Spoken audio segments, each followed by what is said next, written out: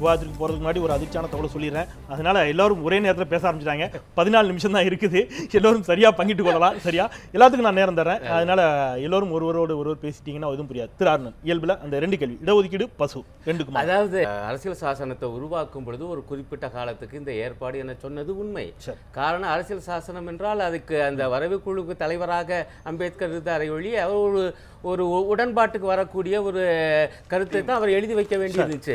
ஆகவே அங்கே ஏற்பட்ட பல நெருக்குதலின் காரணமாக சில ஒரு குறிப்பிட்ட காலம் என்று வரையறை செய்யப்பட்டது. பிறகு ஏன் அதை நம்ம நீட்டிச்சுக்கிட்டே போனோம்? காரணம் என்னன்னா, இந்த சாதிய வரலாறு பல நூறாண்டு காலமானது. நீங்கள் ஒன்று புரிஞ்சுக்கங்க, இடஒதுக்கீடு என்பது ஏதோ இப்போ வந்ததில்லை. இப்போ தாழ்த்தப்பட்ட மக்களுக்கு, பிற்படுத்தப்பட்ட மக்களுக்கு இடஒதுக்கீடு. ஆனால் ஆதி காலத்தில் பிராமண, சத்திரிய, வைசிய வருணத்தவருக்கு மட்டும் இடஒதுக்கீடு இருந்துச்சு. அவங்களுக்கு மட்டும்தான் கல்வி, அவங்களுக்கு மட்டும்தான் அரசவையில் இடம். அது ஒரு விதமான இடஒதுக்கீடு இருந்துச்சு. நான் முடிச்சதேன். பல நூறாண்டு காலமாக இருந்த இடஒதுக்கீடு வெறும் 10 ஆண்டுல எப்படி முடிக்கும்? சரி பண்ண முடியும்? நீங்க அப்புறம் பேசுங்க. என் கருத்தை நான் பதிவு செய்யறேன். ஆகவே கால வரையறை என்பது வாழ்க்கையை வச்சுதான் முடிவு செய்ய முடியும். சரி, ஓகே. வாழ்க்கை ஆகவே இன்றைய வாழ்க்கையில தாழ்த்தப்பட்ட மக்களும் பிற்படுத்தப்பட்ட மக்களும் இடஒதுக்கீடு தொடர வேண்டும் என்கிறார்கள்.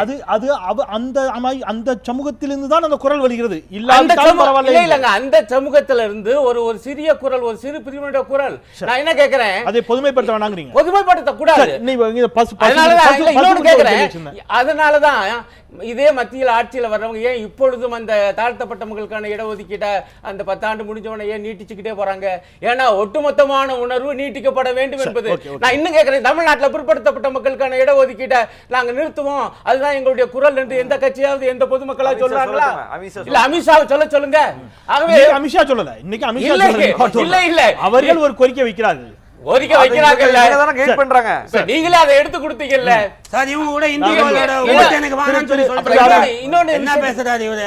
நீங்க உங்க என்ன பேசாதீங்க, ஒரு நாகரிகமாக நடத்துங்க. நான் அடுத்த ஒரு பாயிண்ட், இந்த பசுவதை பற்றி.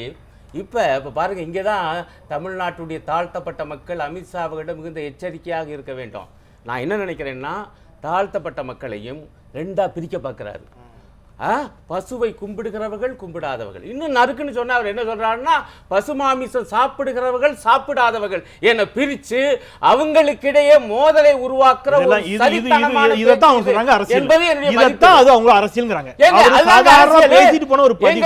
பசுவதை அரசியல். பசு எங்க இந்த போய் உங்க மக்கள்கிட்ட போயிட்டு வடநாட்டுல யாரோ ஒரு மாணவர் ஏதோ ஒரு கட்டுரை சொன்னாரா, அதுல இருந்துச்சான். இது என்னங்க பேச்சு?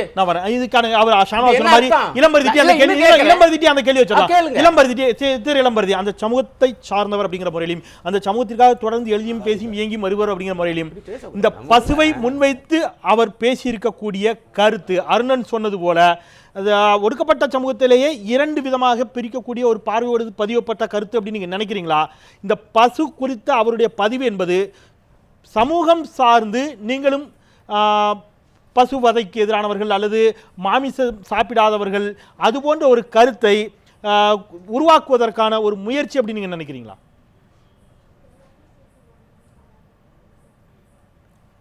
ஆர்எஸ்எஸ்க்கு இருக்கிற அஜெண்டாலேருந்து அவங்க எதை வேணாலும் முன்வைக்கலாம்.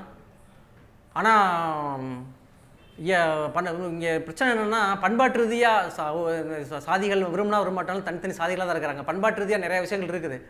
பெரும்பான்மையான பேர் இங்கே மாட்டு மாமிசம் சாப்பிட்றது இல்லை தான். ஆனால் அதை ஒரு இவங்க சொல்கிற மாதிரி ஒரு இந்துத்துவ பண்பாடாக அதை வச்சுக்கிறல. ஏதோ ஒரு வகையில் அவங்க நீண்ட காலமாக அதை ஒரு விரும்பக்கூடிய உணவாக வச்சுக்கிறல, அவ்வளோதான். ஆனால் இவங்க ஒவ்வொரு சமூகத்தை எதெல்லாம் எடுத்துக்கலாமோ அதில் எடுத்துக்கிறாங்க. அப்படி தான் அதை பார்க்கணும். இப்போ நான் இங்கே இந்த விவாதங்கள்லேருந்து நான் தொடர்ந்து கவனித்து பார்த்துக்கிட்டு இருக்கிறது என்ன அப்படின்னா, நீங்கள் இன்றைக்கி நடந்த விஷயம் இப்போ பண்பாட்டு ரீதியாகவோ அரசியல் ரீதியாகவோ தேவேந்திர சமூகத்தை இவங்க கையாள முயற்சி பண்ணுறாங்க. அதுக்குள்ளே வராமல் திரும்பவும் ஆர்எஸ்எஸ் பற்றியோ இல்லை காமராஜருக்கும் இது விவாதங்கள் பெரும்பான்மை நேரம் அப்படிதான் போயிருக்கு. சரி, நீங்க நான் மீதம் இருக்கக்கூடிய நேரத்தை அதை நோக்கி நகர்த்துவோம். அது ஒரு நல்ல பதிவு தான்.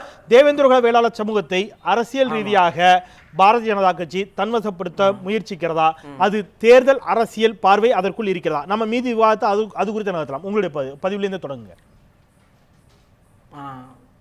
ஆமாம், அது கண்டிப்பாக தேர்தல் அரசியல், ஏன்னா அது தேர்தல் அரசியல். ஏன்னா அவங்கள அவர் இதுக்கு முன்னால் அமித்ஷா வந்து ஒரு கூட்டத்தில் பேசும்போதே சென்னையில் சொல்லும்போது இதான் சொல்லியிருக்காரு.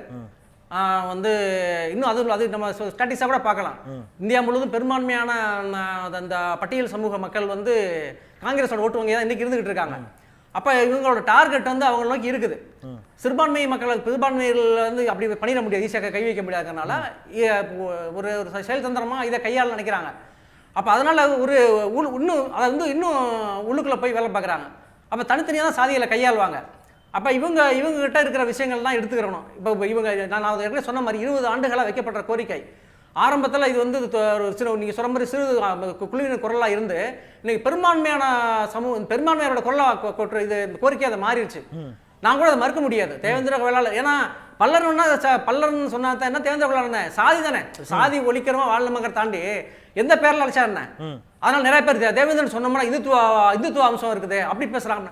நீங்க இன்னொரு விஷயம் பார்த்தீங்கன்னா, அருந்ததியருங்கிற ஒரு சொல்லு வந்து இந்துத்துவ சொல்லு தான் இல்லையா. அருந்தியர் உள்ளீடு வைக்கீடு அந்த பேரு எல்லாவற்றையும் பெரிய நிர்பந்தம் இல்லாம கலைஞர் கருணாநிதி நடைமுறைப்படுத்தினாரு.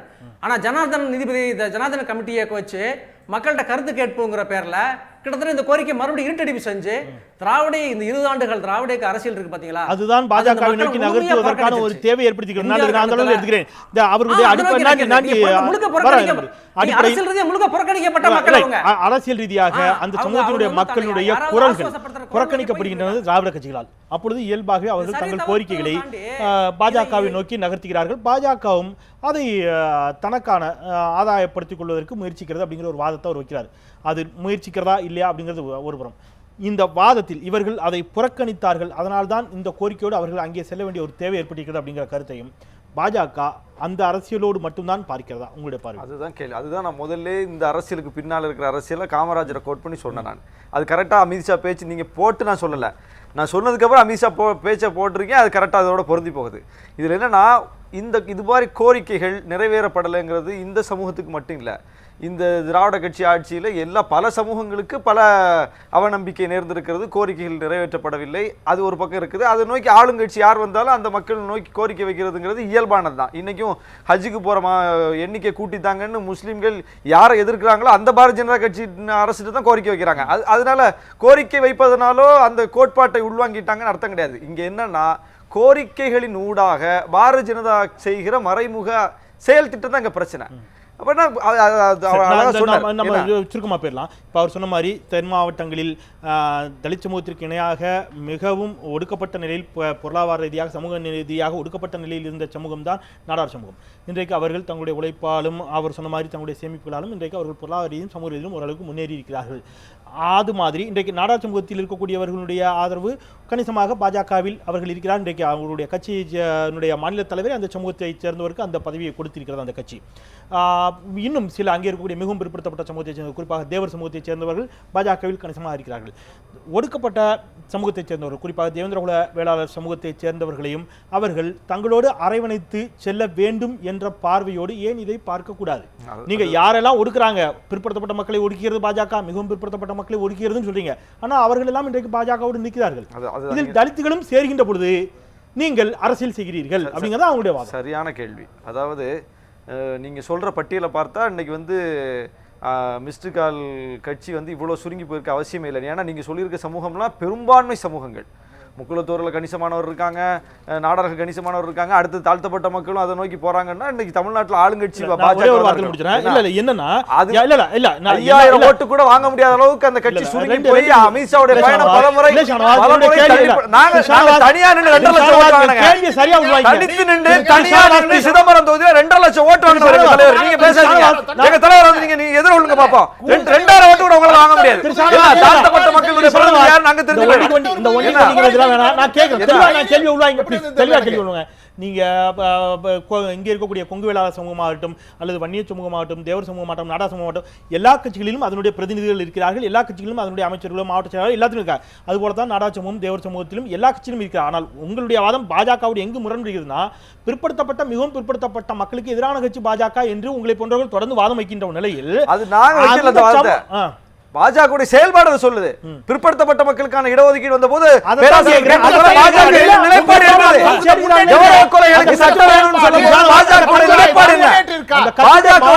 பரமக்குடி பிரச்சனை பாஜக நிலைப்பாடு என்ன? இதெல்லாம் அதாவது ஒரு ஆதிக்க சாதிக்கும் ஒடுக்கப்பட்ட சாதிக்குமான பிரச்சனையில மௌனம் காத்துவிட்டு அங்கே ஒரு நியாயம் சொன்னால் நீதி சொன்னால் ஆதிக்க சாதி கோவப்பட்டு விடும் என்று அமைதியாக இருந்துவிட்டு இது போன்ற நான் இஷ்யூக்களை கையில் எடுத்து அந்த சமூகத்தை திருப்திப்படுத்தினா போதும் என்று நினைப்பது பச்சையான மோசமான அரசியல். நம்ம நேரம் மிக குறைவாக இருக்குது. சுருக்கமாக அதாவது இப்போ சொன்னாது இல்லைங்களா, அதாவது பாஜக வந்து ஒட்டுமொத்தமாக தலித் சமுதாயம் பாஜக புறக்கணிச்சது தவறு, அந்த வாதமே தவறு. 17க்கு 17 உத்தரப்பிரதேசத்தில் வின் பண்ணியிருக்கு. மறக்க முடியுமா அவங்களால?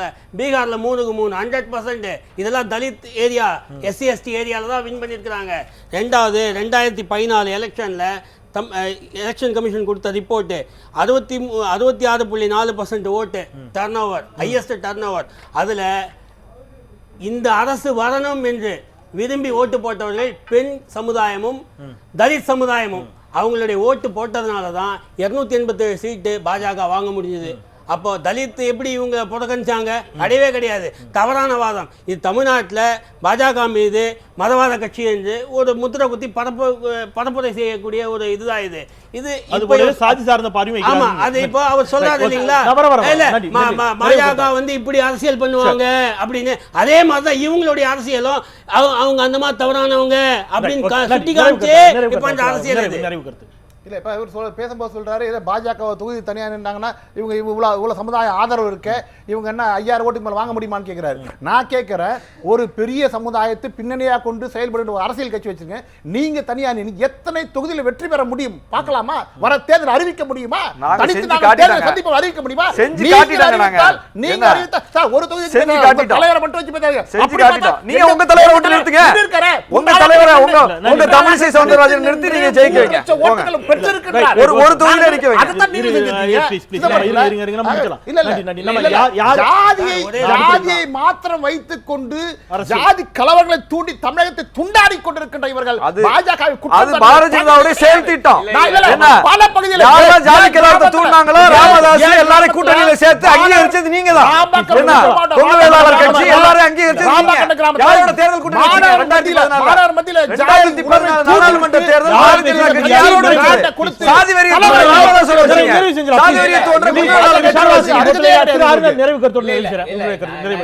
நண்பர் வந்து என்ன சொல்றாருன்னா, நாங்க தலித் விரோத கட்சி அல்ல. அதுக்கு அவர் சொல்லுகிற ஆதாரம் உத்தரப்பிரதேசத்திலும் பீகார்லயும் ரிசர்வ் தொகுதியில நாங்க ஜெயிச்சிருக்கோம்னு.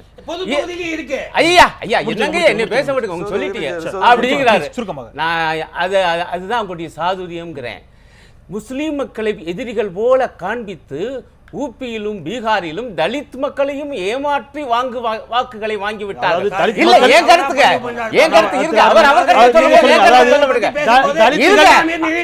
ஆமா,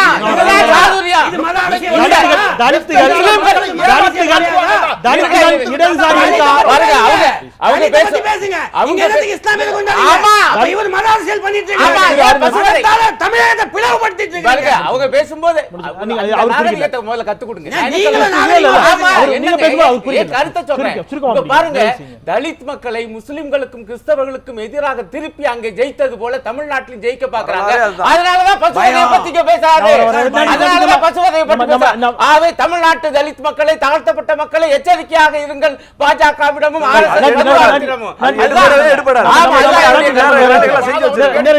ஜாதிய கட்சியோட எச்சரிக்கையா இருக்காதீங்கன்னு சொல்ற ஒரு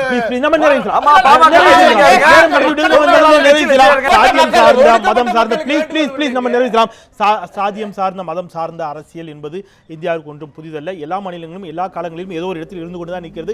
பரஸ்பரமான குற்றச்சாட்டுகளும் தொடர்ந்து கொண்டுதான் இருக்கின்றன.